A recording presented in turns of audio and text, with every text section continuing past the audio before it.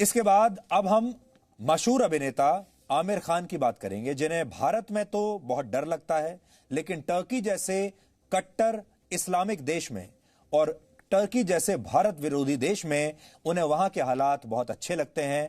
वहां उन्हें बड़ी गर्व की अनुभूति होती है। 2 दिन पहले आमिर खान ने टर्की के राष्ट्रपति की पत्नी से मुलाकात की है और अपनी नई फिल्म पर उनके साथ चर्चा भी की है, और यही मुलाकात अब विवादों में आ गई है। इस मुलाकात के बाद उनकी काफी आलोचना हो रही है। आमिर खान देश के बड़े कलाकार हैं और आप सब लोग आमिर खान की फिल्में अपनी गाड़ी कमाई का पैसा खर्च करके देखने के लिए जाते हैं, थिएटर्स में या घर में। आप सब लोगों ने, यानी भारत के लोगों ने, आमिर खान को इतना बड़ा स्टार बनाया है कि आज टर्की के राष्ट्रपति उन्हें अपने घर इनवाइट करते हैं। यह सब इस देश के लोगों की वजह से है। टर्की के राष्ट्रपति और उनकी पत्नी अगर उन्हें अपने घर पर बुलाते हैं चाय पीने के लिए, उनके साथ बातें करते हैं, उन्हें बहुत बड़ा सम्मान देते हैं, कलाकार मानते हैं उन्हें बहुत बड़ा, ये क्यों है? ये इसलिए है क्योंकि सबसे पहले यह सम्मान आमिर खान को इस देश के लोगों ने, उनके अपने देश यानी भारत के लोगों ने उन्हें इतना सम्मान दिया है, उन्हें इतना बड़ा कलाकार बनाया है कि आज वो इस काबिल हो पाए कि टर्की के राष्ट्रपति के घर में उनकी एंट्री हो सके। लेकिन आज उनकी आलोचना जो हो रही है वो काफी हद तक सही भी है, क्योंकि खुद आमिर खान कुछ वर्ष पहले भारत की असहनशीलता की बात करते थे और ये कहते थे कि उन्हें और उनके परिवार को भारत के माहौल से डर लगता है। वो ये बात खुलकर कह चुके हैं कि उन्हें यहां डर लगता है, और उनका परिवार तो उन्हें यह भी कह चुका है कि हमें भारत छोड़कर कहीं और शिफ्ट हो जाना चाहिए। लेकिन उन्हें टर्की में डर नहीं लगता। टर्की में वो बहुत आजाद महसूस करते हैं। टर्की जैसे देश की असहनशीलता और उसका भारत विरोधी रवैया आमिर खान जैसे अभिनेताओं को नजर नहीं आया, और हम ये मान नहीं सकते कि आमिर खान को इसके बारे में पता नहीं होगा। आमिर खान काफी पढ़ाई लिखाई करते हैं, आमिर खान न्यूज में बहुत दिलचस्पी रखते हैं। मैं आमिर खान को जानता हूं और इसलिए आपको बता सकता हूं कि आमिर खान की जो नजर है वो सिर्फ भारत नहीं, दुनिया में हर जगह कहां क्या हो रहा है, हर चीज पर उनकी नजर रहती है और हर चीज पर उनकी अपनी एक राय भी रहती है। आमिर खान ने टर्की के राष्ट्रपति की पत्नी से मुलाकात करने में कोई हिचकिचाहट नहीं दिखाई।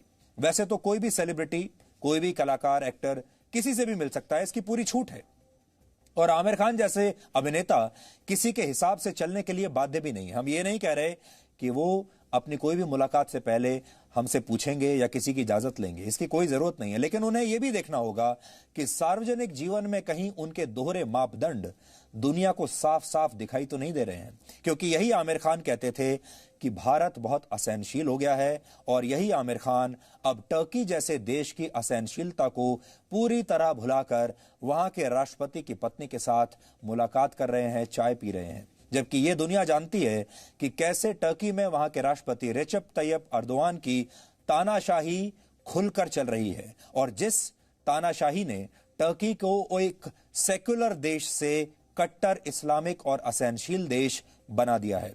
एक जमाने में टर्की को सेक्युलर देश माना जाता था, धर्मनिरपेक्ष देश माना जाता था, लेकिन अब बिल्कुल नहीं। अब टर्की को एक कट्टरपंथी देश माना जाता है, और हैरानी इस बात की होती है कि भारत को लेकर आमिर खान बड़ी आसानी से कह देते हैं कि यहां असहनशीलता बढ़ रही है, लेकिन टर्की में जाकर ये करते हैं।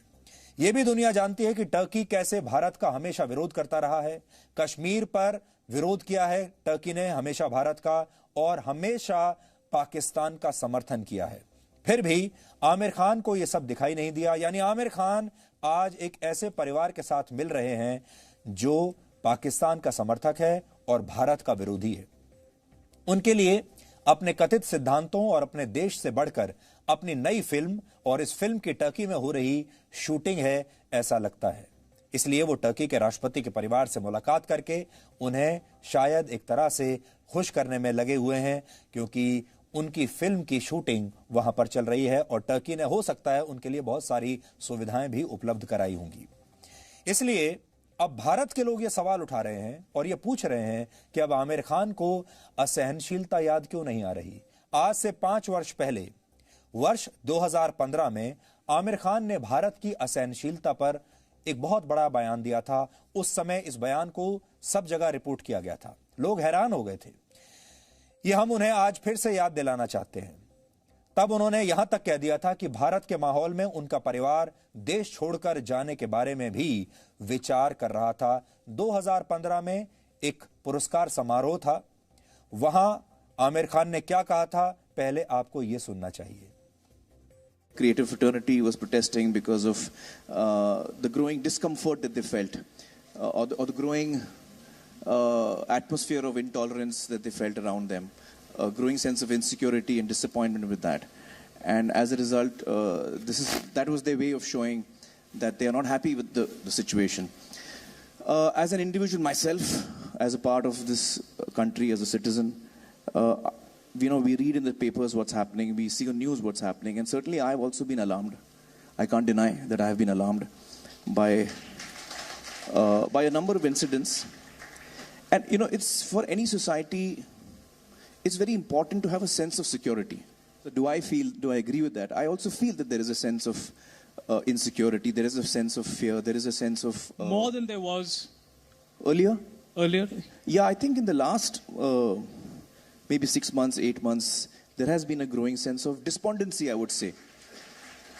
I mean, when I sit at home and talk to Kiran, Kiran and I have lived all our lives in India. For the first time, Kiran says, should we move out of India? Now, that's a disastrous and very big statement for Kiran to make to me.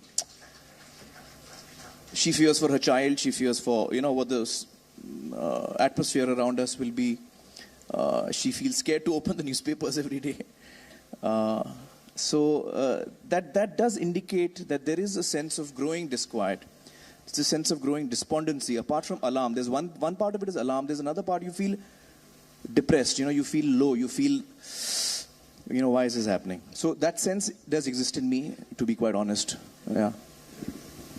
तो आमिर खान अंग्रेजी में बात कर रहे हैं और कह रहे हैं कि जब वो कहते हैं you feel depressed, you feel low, यानी वो डिप्रेस्ड फील करते हैं, वो लो फील करते हैं जब वो भारत में रहते हैं। उन्होंने अपनी पत्नी के बारे में कहा कि उनकी पत्नी किरण, वो अपने बच्चे को और अपने बच्चे की सुरक्षा को लेकर डर रही हैं, और उनकी पत्नी ने पहली बार उनसे ये कहा कि क्या हमें भारत छोड़कर चले जाना चाहिए, क्योंकि आमिर खान और उनकी पत्नी को ये लगता है कि जब वो सुबह सुबह अखबार खोलकर पढ़ते हैं तो उन्हें डर लगता है। लेकिन अब हैरानी की बात यह है कि 5 साल पहले आमिर खान को इस देश में, भारत में डर लग रहा था, उसी भारत में जहां के लोगों ने आमिर खान को इतना बड़ा स्टार बनाया है, जहां के लोगों ने लाइनों में लगकर उनकी फिल्म की टिकट खरीदकर उन्हें यहां तक पहुंचाया है कि टर्की के राष्ट्रपति आज उन्हें अपने घर इनवाइट करते हैं चाय पीने के लिए। उसी भारत में रहने में उन्हें डर लगता है, उनकी पत्नी को डर लगता है, और उन्हें ऐसा लगता है कि उनके बच्चों की जान भी यहां पर खतरे में है। लेकिन टर्की में जो तानाशाही चल रही है, वहां उन्हें कोई डर नहीं लगता। टर्की में जो कट्टरपंथी ताकतें इस समय वहां पर रूल कर रही हैं, उससे उन्हें कोई आपत्ति नहीं है। इसलिए इस विरोधाभास के बीच हमें वर्ष 2015 का यह किस्सा आज याद आ गया, जो इस समय हम आपको दिखा रहे थे। 5 वर्ष पहले उन्होंने पत्रकारिता के लिए दिए जाने वाले रामनाथ गोयनका अवार्ड के इस फंक्शन में हिस्सा लिया था। तब इस रामनाथ गोयनका अवार्ड फंक्शन में मुझे भी यह पुरस्कार मिला था, इसलिए मैं वहां मौजूद था, मैं वहां अपना पुरस्कार लेने के लिए गया था। उस कार्यक्रम में आमिर खान का एक इंटरव्यू चल रहा था और आमिर खान से इस बारे में सवाल पूछे जा रहे थे। आमिर खान ने स्टेज पर बैठकर भारत के असहनशील होने की बात खुलकर कही। मैं भी वहीं बैठा हुआ था क्योंकि थोड़ी देर पहले मुझे यह पुरस्कार मिला था, और आमिर खान ये सारी बातें कहते चले जा रहे थे। काफी देर तक मैं चुप रहा और मैं सुनता रहा। सबसे बड़ी बात यह है कि जब वो सब कह रहे थे, उस हॉल में जितने भी लोग बैठे थे, किसी ने भी आमिर खान के इस बयान का विरोध नहीं किया, बल्कि ज्यादातर लोग ऐसे थे जिन्होंने तालियां बजाई। बहुत सारे लोग ऐसे थे जिन्होंने यह कहा कि आमिर खान ने कितनी ईमानदारी से और कितने बहादुरी के साथ अपने ये विचार उस मंच पर लोगों के सामने रखे हैं। इसलिए लोगों ने उनकी बहादुरी की तारीफ की, उनकी ईमानदारी की तारीफ की और तालियां बजाई। लेकिन कुछ देर के बाद मुझसे रहा नहीं गया और मैंने फिर उनसे सवाल पूछा, और मैंने उनसे यह कहा कि आप 2 अलग अलग घटनाओं पर अपनी सुविधा के हिसाब से प्रतिक्रिया क्यों दे रहे हैं। यह वो समय था जब, आपको याद होगा, उत्तर प्रदेश के दादरी में अखलाक नाम के एक व्यक्ति की हत्या कर दी गई थी, और उसके बाद अवार्ड वापसी गैंग बहुत सक्रिय हो गया था और पूरे देश को असहनशील बताया जा रहा था। और दूसरी तरफ जब उसी समय जम्मू कश्मीर में सेना के जवान शहीद हो रहे थे क्योंकि बॉर्डर के पार से, एलओसी के पार से पाकिस्तानी आतंकवादी हमारे देश में घुस रहे थे, उस पर कोई बात नहीं कर रहा था। जब आतंकवादी हमारे देश में घुसकर लोगों को मार रहे हैं, यहां तक कि आतंकवादी मुंबई में भी पहुंच गए थे, वहां भी उन्होंने लोगों को मारा, लेकिन तब आमिर खान को डर नहीं लगा था। और मैंने आमिर खान से यही पूछा कि आखिर इस तरह के दोहरे मापदंड वो क्यों अपना रहे हैं। हमने हाल में 2 बड़े इंसिडेंट्स देखे, एक दादरी और एक जम्मू कश्मीर में हाल ही में कर्नल संतोष महादिक, वो शहीद हुए थे। कर्नल संतोष महादिक को एक आतंकवादी ने मारा अभी पिछले हफ्ते, और दादरी का जो घटना थी वो हम सब जानते ही हैं। Both are act of violence. उसके बाद भी जिस तरीके से देश रिएक्ट करता है, पॉलिटिकल सिस्टम रिएक्ट करता है, हमारा सिस्टम रिएक्ट करता है, वो अलग अलग क्यों है? अगर असहनशीलता की बात करनी है तो दादरी में हम देखते हैं असहनशीलता पर बहस छिड़ जाती है और लोग अपने अवार्ड्स वापस करते हैं। लेकिन एक और जो आर्मी का अफसर है, कर्नल है, जब वो मारा जाता है तो बहुत सारे पॉलिटिशियंस यहाँ बैठे हैं, दादरी में तकरीबन सभी लोग पहुंचे थे, लेकिन कर्नल महादिक के घर पर सातारा में सिर्फ एक रक्षा मंत्री पहुंचे थे, बाकी कोई नहीं पहुंचा। So why do we have this double standard? मेरा सवाल ये है, why do we have this double standard while reporting also, while having a debate also, and while giving a reaction also on this? That's my question. Yeah, well, it's unfortunate. I think it's really unfortunate because every act of terror and every act of violence is to be condemned. And every act of terror and violence is to be condemned with the same ferocity. Unfortunately, as human beings, a lot of us do have double standards. A lot of us who don't have double standards, most of the time, sometimes have double standards. Human beings are complex creatures. That's the truth of the matter. I hope and wish that we could be like machines and we could be kind of calibrated into reacting in the appropriate way each time. And who knows what is appropriate and who decides what is appropriate. So the fact is that, these are things that will happen. As you rightly pointed out, it should not happen. Ideally, whether it's the media, whether it's politicians, whether it's a common person, our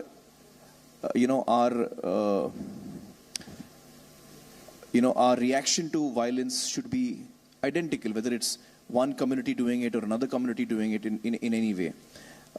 And by and large, it is. I think by and large, most people are against violence of any kind, no matter who is behind it. I think by and large, that is the case. Yeah.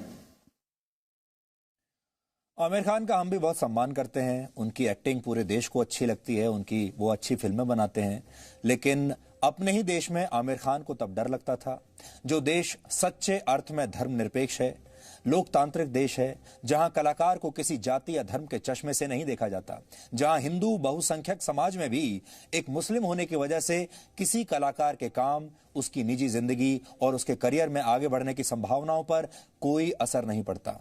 Aamir Khan आज दौलत और शोहरत के जिस मुकाम पर खड़े हैं, वो इसी देश के करोड़ों धर्मनिरपेक्ष लोगों की वजह से है जो उनकी फिल्में देखने के लिए जाते हैं। और एक बार भी इस देश के लोगों ने कभी ये नहीं सोचा कि वो हिंदू हीरो की फिल्म देख रहे हैं, हिंदू कलाकार की फिल्म देख रहे हैं या फिर मुस्लिम कलाकार की फिल्म देख रहे हैं। और आपको ये भी याद होगा कि एक जमाना हमारे देश में ऐसा था 1940 में, 1950 में, जब इसी हिंदी फिल्म इंडस्ट्री में जो मुस्लिम कलाकार आते थे उन्हें अपना नाम बदलना पड़ जाता था और वो मुस्लिम कलाकार हिंदू नाम रखते थे, इस डर की वजह से कि शायद जो हिंदू व्यूअर हैं या जो दर्शक हैं वो उन्हें ज्यादा स्वीकार करेंगे। सबसे बड़ा उदाहरण दिलीप कुमार का है। दिलीप कुमार ने अपना मुस्लिम नाम छोड़कर हिंदू नाम क्यों अपनाया, यूसुफ खान से दिलीप कुमार क्यों हुए, इससे आपको समझ में आ जाएगा। लेकिन आज किसी भी मुस्लिम कलाकार को यह करने की जरूरत नहीं है, आज उसे अपना नाम बदलने की जरूरत नहीं है। यह कितनी बड़ी बात है।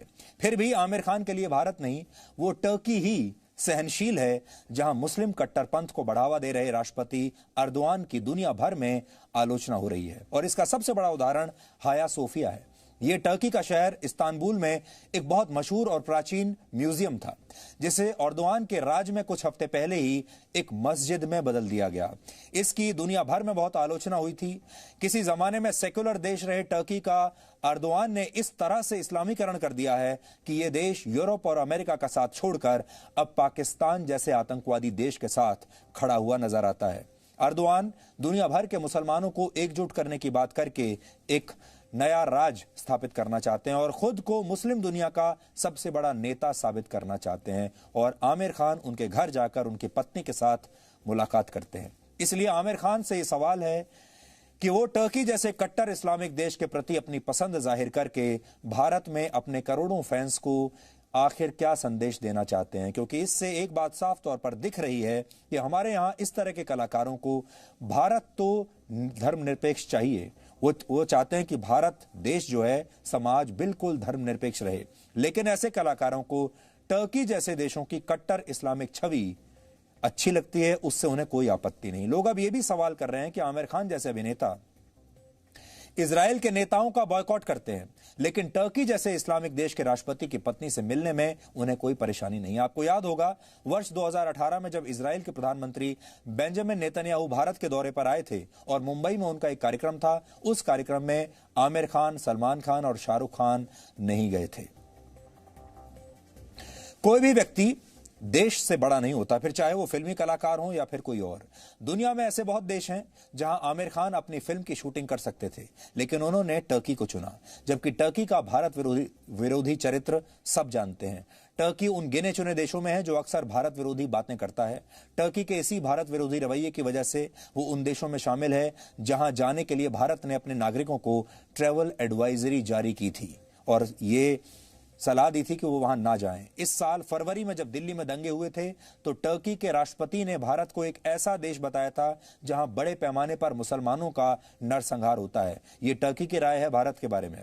और टर्की ने यह भी कहा था कि भारत विश्व शांति के लिए खतरा है। फरवरी में भी एर्दोगान ने पाकिस्तान का दौरा किया था और भारत पर कश्मीरियों को प्रताड़ित करने का आरोप लगाया था। कश्मीर के मामले में टर्की हमेशा पाकिस्तान का समर्थन करता रहा है और उसके भारत विरोधी दुष्प्रचार को बढ़ावा देता है। पाकिस्तान की आतंकवादी गतिविधियों का भी दुनिया के हर मंच पर टर्की हर बार बचाव करता आया है और हमारे देश के जो सुपरस्टार हैं वो टर्की में जाकर टर्की में शूटिंग भी करते हैं और टर्की के शाही खानदान से भी मिलते हैं। जिन लोगों को भारत में डर लगता है और उन्हें हम चीन से आई आज एक तस्वीर दिखाना चाहते हैं। चीन के शिनजियांग प्रांत में एक मस्जिद की जगह पर पब्लिक टॉयलेट यानी एक सार्वजनिक शौचालय बना दिया गया है। इसलिए आज दुनिया भर में इस तरह के लोगों से हमारा यह सवाल है, इस्लामिक दुनिया के बड़े बड़े नेताओं से हमारा यह सवाल है, आमिर खान जैसे अभिनेताओं से हमारा यह सवाल है कि क्या इस्लाम के सारे रहनुमा चीन की भी आलोचना करेंगे इस बारे में कि उसने मस्जिद को हटाकर वहां पर पब्लिक टॉयलेट बना दिया? क्या आमिर खान इस पर सवाल उठाएंगे? क्या टर्की के राष्ट्रपति चीन से इसका विरोध दर्ज करवाएंगे? और जो लोग एक फेसबुक पोस्ट पर पूरे शहर को आग के हवाले कर देते हैं, पूरा शहर जला देते हैं, हिंसा फैला देते हैं, एक फेसबुक पोस्ट आपत्तिजनक पोस्ट अगर उनके धर्म को लेकर हो जाए तो क्या ये सारे लोग जिन्होंने थोड़े दिन पहले बेंगलुरु को जला दिया था चीन का विरोध ऐसे ही कर पाएंगे?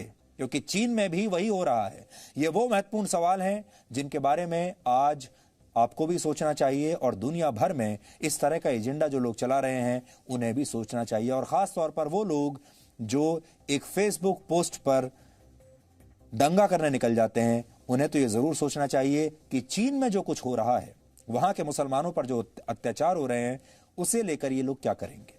Presenting B News app available on Google Play and App Store. Download it now.